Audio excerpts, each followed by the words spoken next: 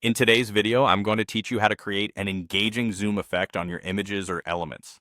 This simple animation adds a dynamic touch to your website and draws your viewers' attention to the key elements on your page. Let's dive in and see how you can get this effect up and running.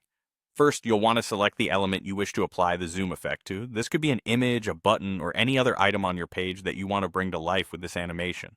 Click on it to highlight your chosen element. Next, let's navigate to the Interactions panel. You can find this by clicking the lightning bolt icon in the right-hand panel. This is where we'll set up all the magic that makes the zoom effect possible. Now, it's time to set your trigger. Since we want the zoom effect to activate when someone hovers over the element, you'll select On Hover from the Element Trigger menu. This means as soon as someone puts their mouse over the item, the effect will kick in. With the trigger set, the next step is to start your animation. Choose Start an Animation, and then click the plus icon to create a new animation. You might want to name this animation Zoom In for easy reference later. Within the animation timeline, we'll first establish an initial state. Click the plus icon and then select Scale.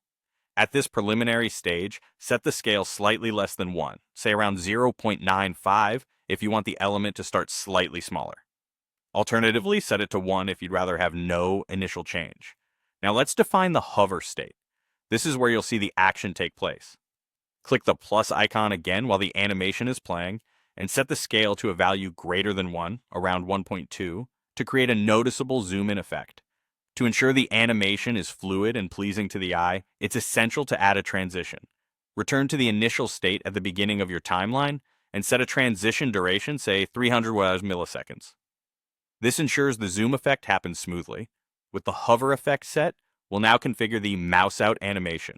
Head back to the Interactions panel, click the plus under On Hover Out, and select Play Animation. You'll need to copy the existing Zoom In animation. Select it from the drop-down menu and hit Copy to replicate the interaction for when the mouse moves away. The final step in creating the mouse out animation is to adjust it so that your element returns to its original size. Open the copied animation, select the hover state where the scale is above 1, and then click Set as Initial State to revert it back. Once everything is set up, click Preview. This allows you to test the effect and see how the element zooms in when hovered over and gracefully returns to its original state when the mouse moves away.